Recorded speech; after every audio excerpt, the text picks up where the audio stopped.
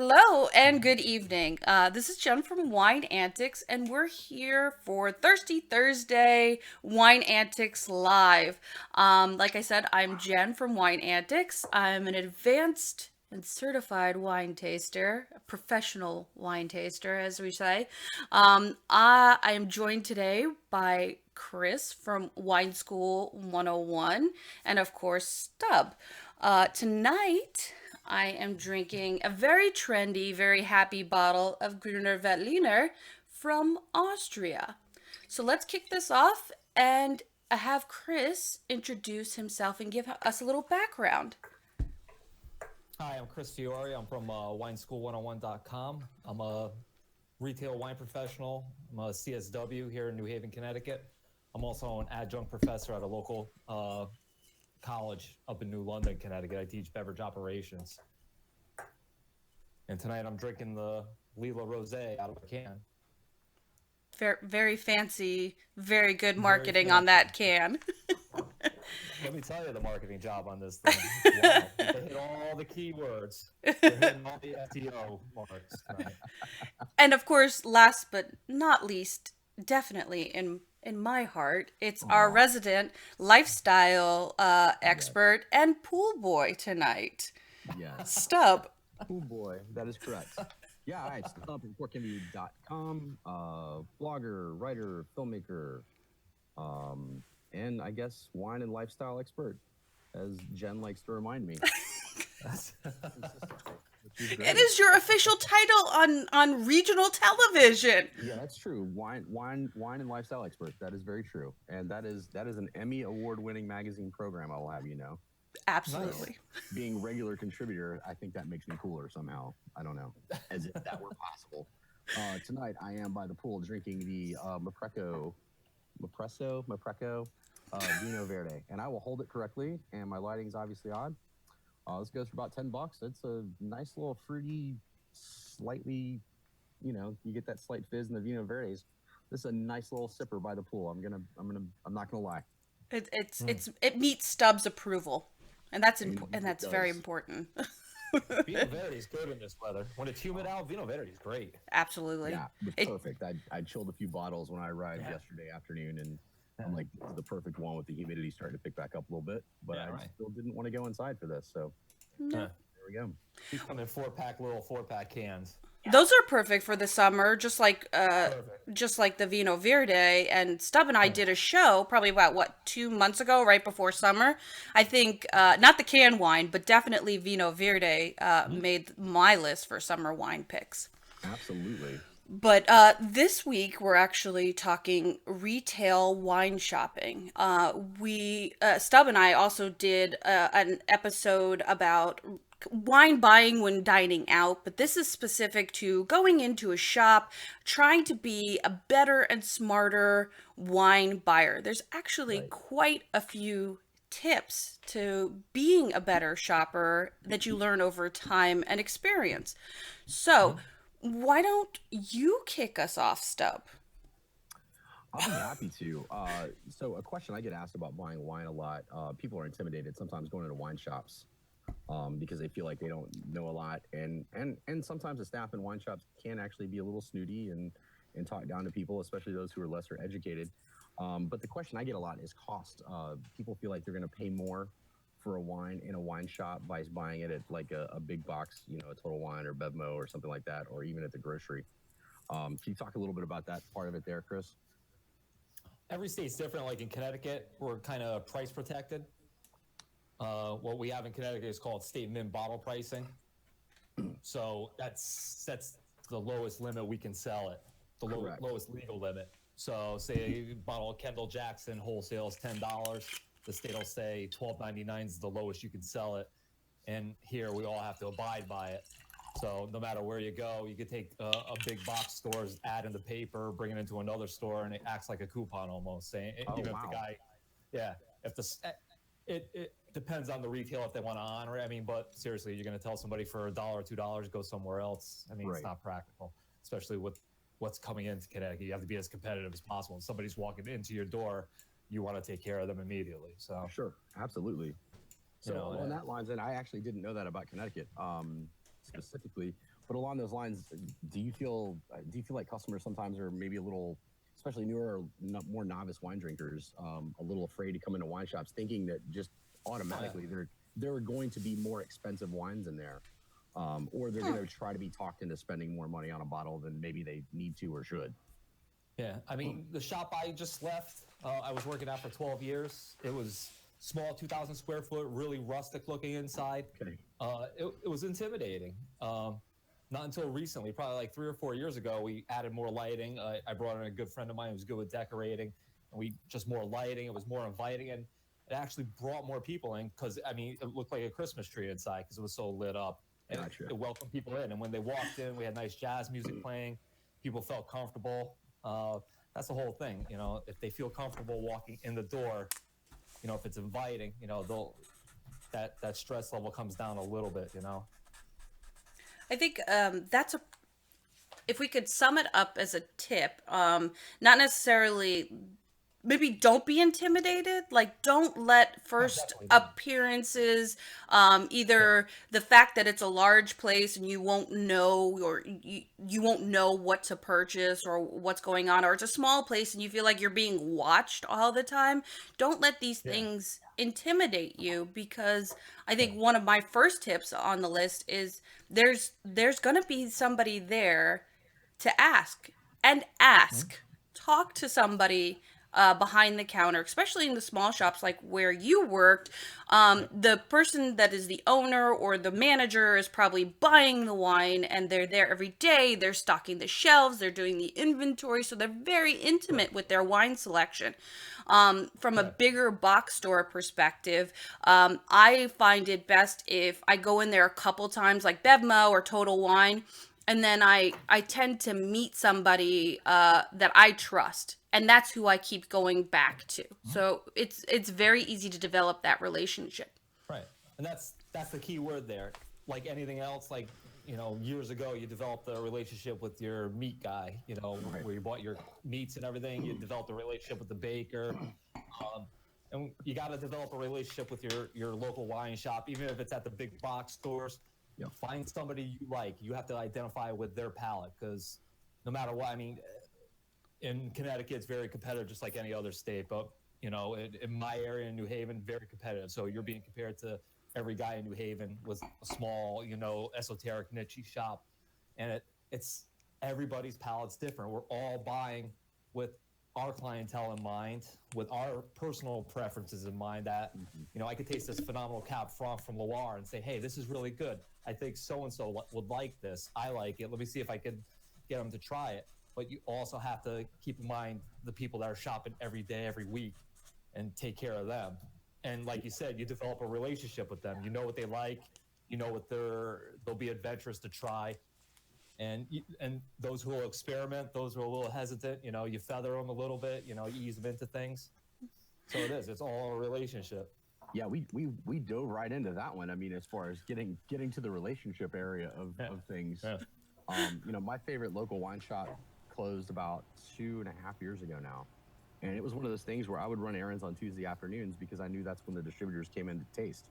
Yeah. And I would always end my errands going by there because I knew the GM of the shop was gonna have me taste with them. And I got to Right. know the reps. And I would walk in every now and again, and you know, she would say, "Hey, we have a half a case of wine back here for you." And I'm like, "I didn't order anything." She's like, "Oh, you're gonna want this wine." And Right. she's like, "I That's the saved key. you half a case because I knew you would like it, and we're not going to get more in." And I'm like, "That's amazing." Right. Yeah. No. So those relationships are great. Yeah. But that gets to more, I think, people who are more educated, also, or you know, not novice wine drinkers, as well. But everyone is at some point. But those relationships are so important because, like you said, Chris, Right. like you know, you help people along and maybe help expand their palates. And I will tell you, for the first year and a half that shop closed, like I tasted fewer new wines for probably the better part of the year, because the other shops around me, like, they're not horrible shops. I don't want to speak illy of them. I'm not as comfortable there, and I don't like the shops as well as the one I had. Right. Right.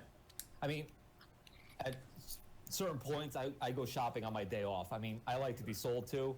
I'm in a Sure. shop 6 days a week. I work 60 hours a week. I like to experience somebody else's palate. So I have my own few shops that I like to go to where One guy's very knowledgeable, and the other guy not so much, but he's got a good jib. You know, he tells a good joke. He's Right. funny. You know, he makes you feel at home, like you're walking into your favorite bar, and you buy a bottle from him. You know, he could Right. be, blowing smoke up you, but he's Sure. a nice guy. He's funny. And you take Right. a shot on a $10, $15 bottle, and you like it, great. If you don't like it, you come back and you bust his chops.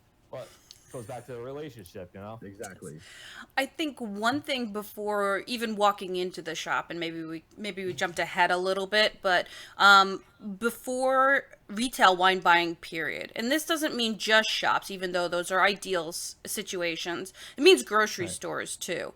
Plan ahead. I know that if I need a last minute bigger chain variety of wine, I can get it from a grocery store. And I know Right. that that's pre barbecue. That's running in, dashing in, and dashing out. That's my plan, and I know where to go to shop. Now, if Right. I have a dinner party or I'm giving something as a gift, then you have to plan a little bit more according to that.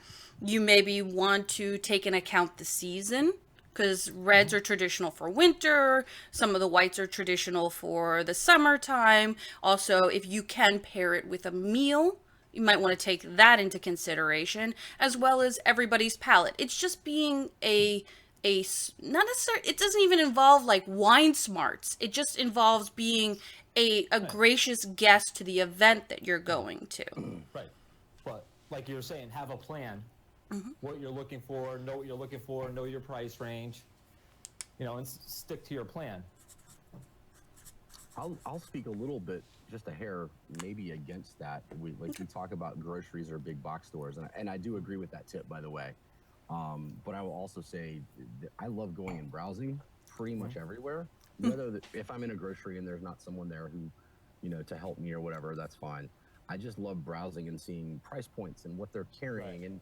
and maybe this giant on this side of town is carrying different stuff than the giant on the other side of town supermarket. I enjoy doing that, and I say that as a means of there's a couple times a year, the one grocery by my house, they will basically, they're clearing the shelves and rotating things in and out, and there's literally a grocery basket full of wine sometimes that has Right. been marked down, and On every now and discount. again, Right. because it's a store in I'll say a little nicer area, but they just have a large wine inventory. I think is more it.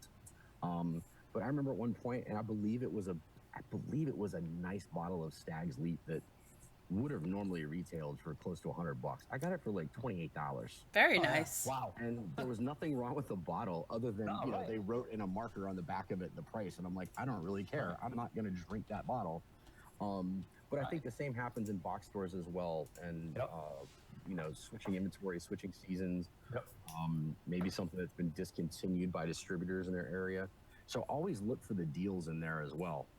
Well, Which that I think leads. Go ahead, Jen. Well, you can build on the fact if you have a relationship with the wine buyer or the wine store owner, you can then plan to go in there when discounts start to come available, because it's not like it's whimsical. It's like they know that Right. it's about time to push this inventory and discounts may happen.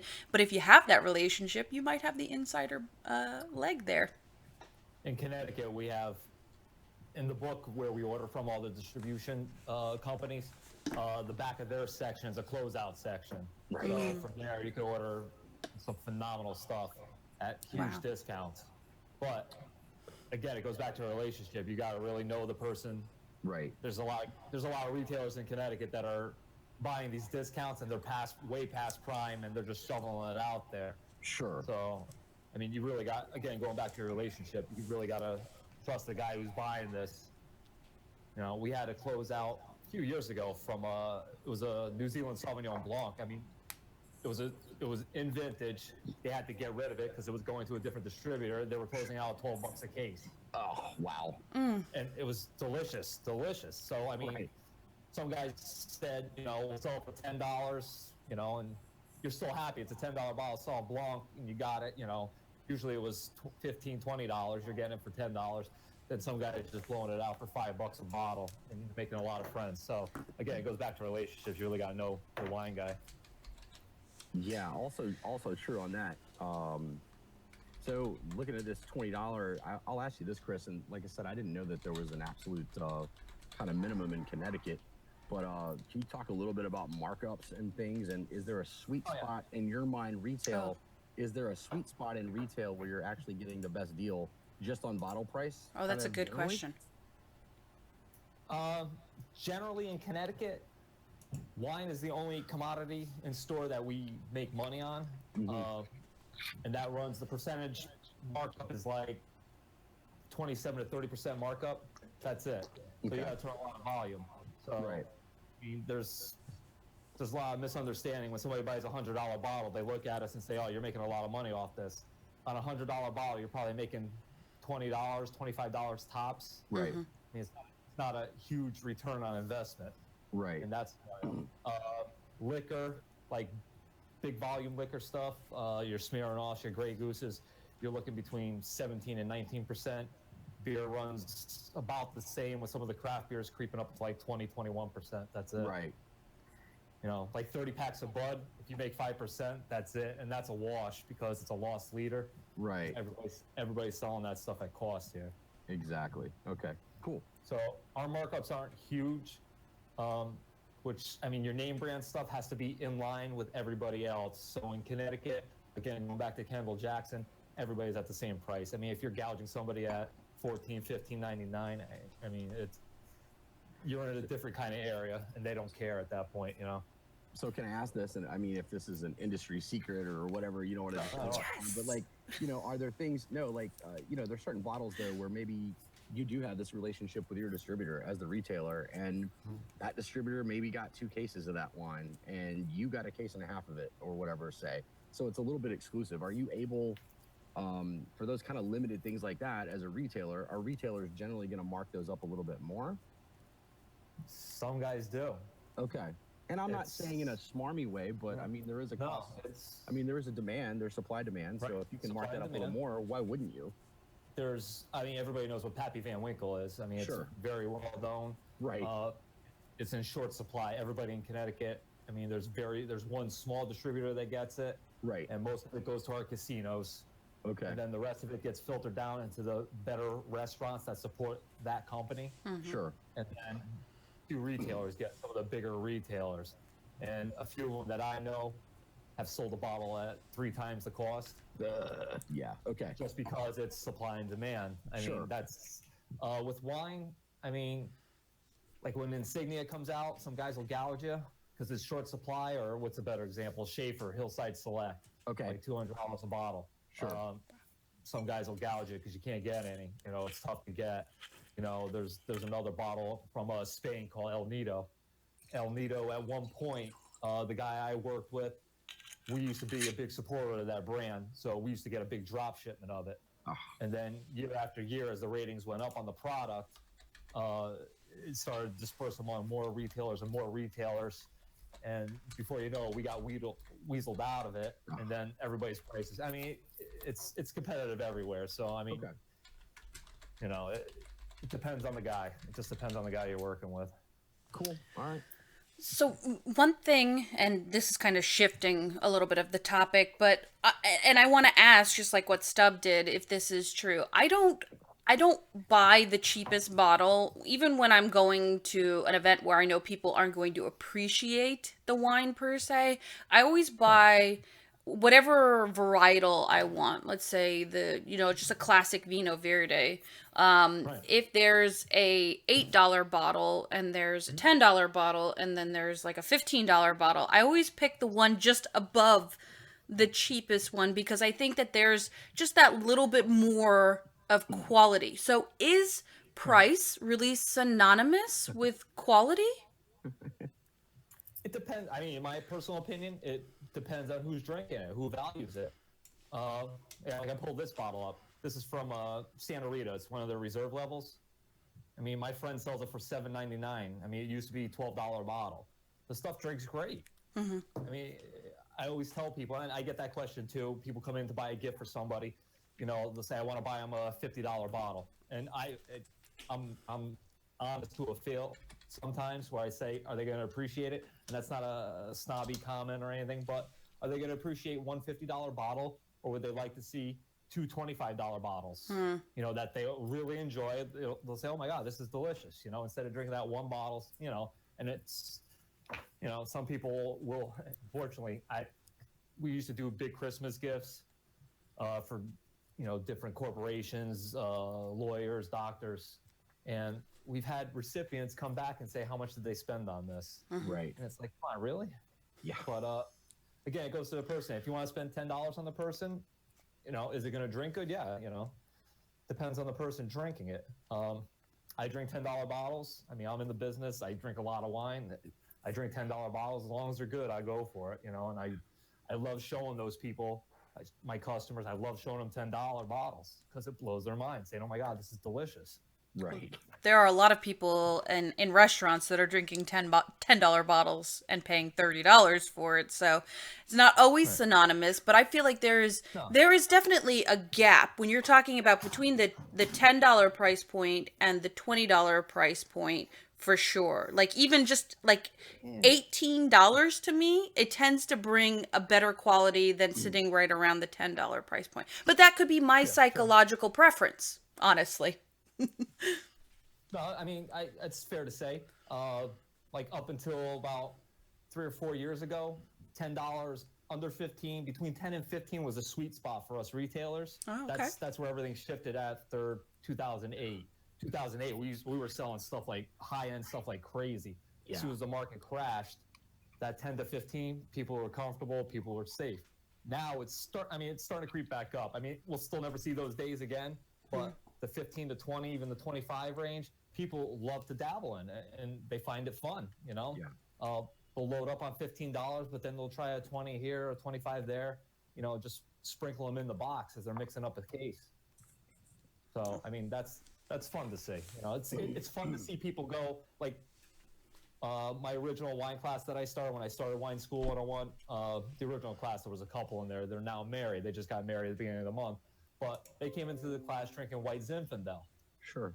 And up until about a few years ago, they were sending me pictures from this really exclusive French restaurant here. Now they're drinking Burgundy, red Burgundy, you know, and they know what it is and they want to experiment.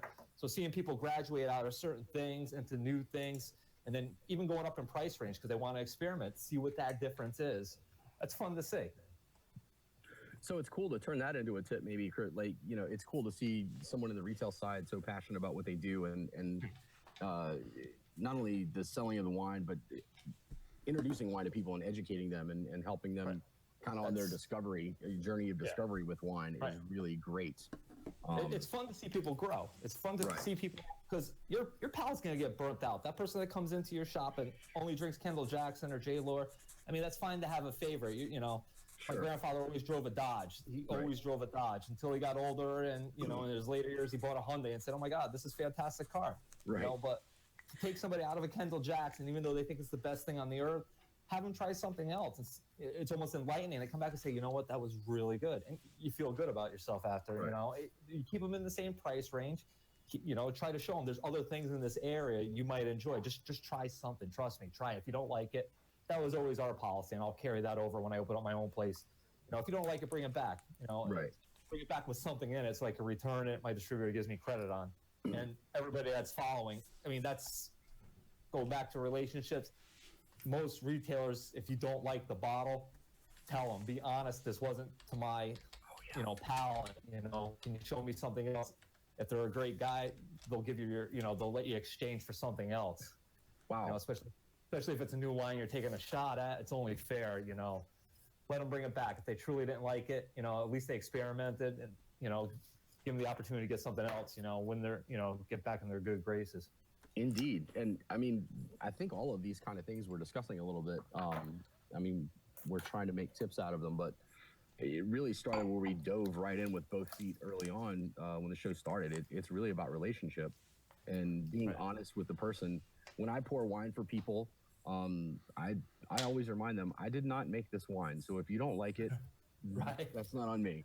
Well, The yeah. the wines I All right. have had a hand in making, I am not going to pour for others. Because I can't say that because I don't want them to tell me they don't like it. I mean, I don't Right. mind if they don't; it won't hurt my feelings. But because a lot of things happen, with blending and things after that harvest that I had nothing to Right. do with. But at the same time, I didn't make this wine. It's not like you're telling a chef that you didn't like how he made a dish.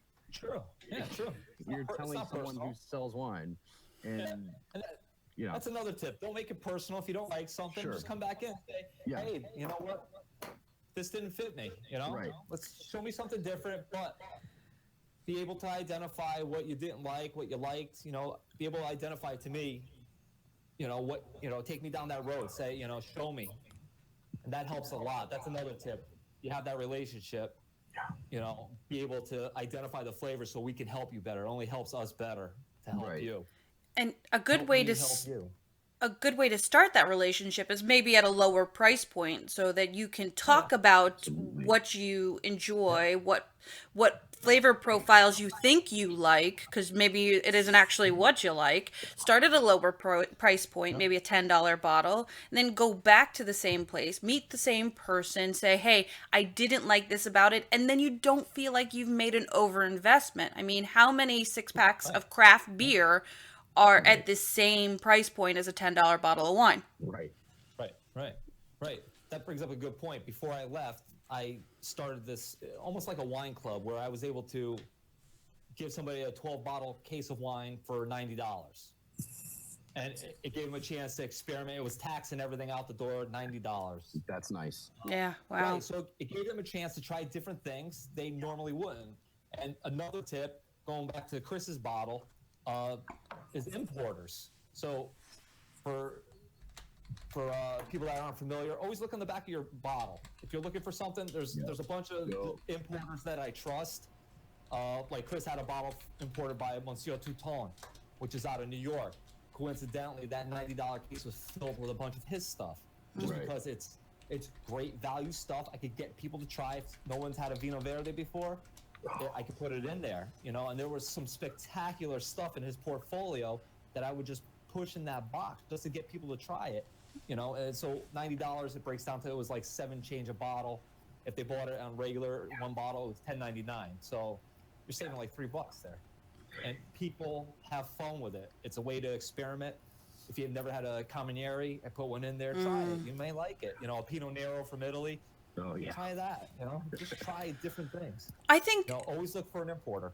I think relinquishing that responsibility of curating a wine list is also very makes tasting different wines very approachable for the consumer. Yeah. Like it's Yep. just nice to kind of like and this is one of my tips. You walk into just an average wine store and you see everything nicely broken down by region or varietal, but you look Yep. at the rows and rows and rows of shelves and Mhm. lengthwise up and down rows and rows and rows of shelves, and you get intimidated and overwhelmed. So I really think It that is. wine club approach it takes away that intimidation. Yep. And for me, I still get that way. I still Yeah. get that No, way. I get that way. As a retailer, I've been in retail 26 years. I've worked at big box stores. I like the small store, small business approach now because I can be more personable with people. Mhm. But even when I walk into the big box stores, I love seeing different labels. I love seeing different products. But I get overwhelmed and to the point where I get anxiety. I gotta walk out, and that's intimidating when you see these sky high shelves. You can't see the guy in the next aisle.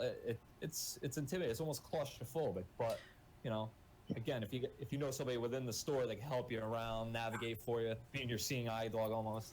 Yeah. It's a Oh, great that's such a analogy. A seeing eye dog. The wine buyer is your seeing eye Yeah, god. yeah, Seeing eye dog. almost, you're, you're, almost. you're seeing wine dog. You're seeing Seeing wine wine dog. dog. Yeah, like a big Saint Bernard with a big A little magnum. barrel. Exactly. Yes. One of the ways that I actually approach it, and it's not, I mean, I have some knowledge behind me, so like take this with a grain of salt, is it's just a lot of process of elimination. Say, okay, well, I tried a Burgundy last week, so maybe I would like to try something very different. Let's go to Argentina. So you just go straight to the Argentina section, and you've already eliminated what 90% of the store as it is, and then you just start shopping by price point. So these are just all techniques of process of elimination, which is how everybody deals with a lot of information at once. Start weeding Right. things away and start focusing on trying something new or going Mhm. to what you really enjoy. Right. Right. I'll also tell you, if you don't have someone to help you in a store, especially if you're in a larger store, and sometimes even in smaller stores, if they're busy and you're walking in, you're like, no, I'm a little intimidated. I just want to browse. I think the Yeah. little shelf talker cards are so helpful. Um, Yeah. like you go into Total Wine and they've got notes on the wine, and Yeah. maybe it's a wine spectator rating or whatever, but Yep. there's still notes. Use those notes and Yeah. figure out what it's saying. And yeah, if you don't know Right. what elderberry is, or some Right. weird words they use here and there on those things, don't worry about that. Read the other Right. stuff, and Right. and those cards are usually done. And I think in smaller shops, when those cards exist, a lot of times it is, it's the staff in those shops that who have written those cards, which I Right. think are amazing. I like those better. I mean, I do too. my store, the one I used to work at, the one I do some consulting for, they use tons of Wine Spectator, Wine Yes. Advocate. They rely on ratings. Right. But I like the personal ones, the staff picks. Yes. Like when you used to walk at the old video store. Yes. And Yes. I remember renting videos on Friday night. Right. You walk in, you see you see the staff picks. Oh, Travis likes Star Wars. Oh, he likes oh, let me pick what else he likes. I like those. Like when I go into Total Wines, there's a couple people there. I really like their palate. Yes. I mean, of course, they're picking their wines, but I want to try those wines because I don't have access to them as a Connecticut retailer. That's their exclusive. So I'll follow a couple of their employees because I like their palate. But again, like you said, sometimes you walk into these stores and somebody's all over you, Right. like ants at a picnic. Right. When I was at the big box store for a few years, that's what they wanted us to do. They wanted us to be all over people. But being in the small box, somebody walks in, do you need help? They could say yes, they could say no. Say, well, if you need help, let me know. I'm right here. Just give me a shout. Just yell to me. I'll come over, help you the best I can. I make them feel at ease because some people don't want help. It's like asking for directions. Your wife's yelling at you. Just pull over, ask for directions. You have no clue where you're going. Same thing when you walk in a wine shop. Some people just don't want to ask for help. They want to go on this journey by themselves, no matter what. And it's funny sometimes. Sometimes they come in with such a stern look on their face. No, I don't need your help. Like, hey, no problem. I'll be here by the computer. You need something, let me know. I'm happy to help you. Don't feel embarrassed. Ask a question. I'm here.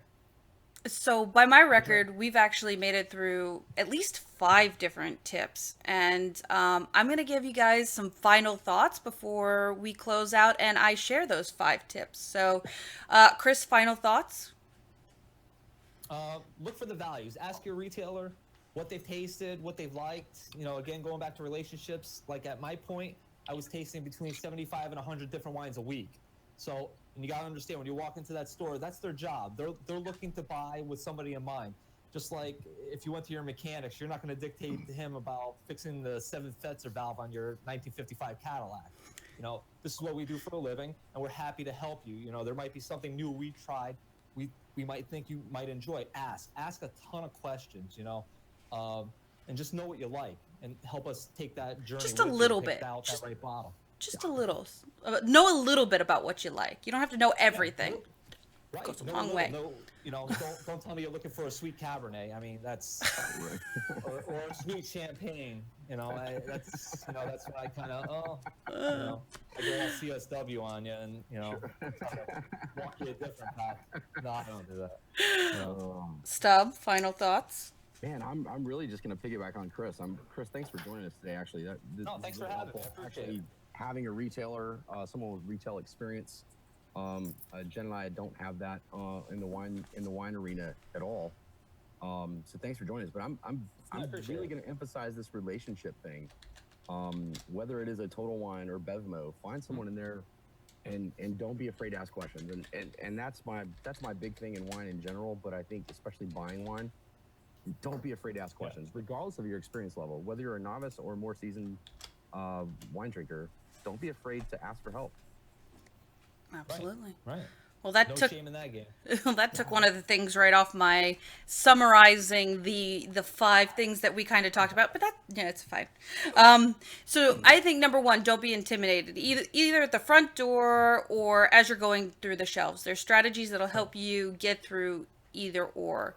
Number two, ask for help because look at your wine buyer, your wine owner, your wine service person as your seeing eye dog. I like that. I'm going to keep it. Plan ahead just a little bit. If you're going to go, I've even found grocery stores don't have the same inventory. You don't want to go there for specific products. You want to go there for the grab and goes. But if you have a dinner planned, you should go to the bigger wine stores or even the smaller shops that specialize for you. And of course, process of elimination in shopping. Don't get overwhelmed. Just take it as anything else that's a lot of information. Start weeding it down. Pick something you don't know or pick something you love and just go from there. So, like Stubb said, thank you, Chris, so much for joining us. We don't get Thank the you. Appreciate it. yeah, welcome. Appreciate the invite. We very rarely get that retail importer perspective, and it's something that I'm actually very interested in. For everybody else in the chat in huzzah.io, I really appreciate the comments. I'm glad you guys have had a conversation to the side, so cheers to you guys. And we are here every Thursday,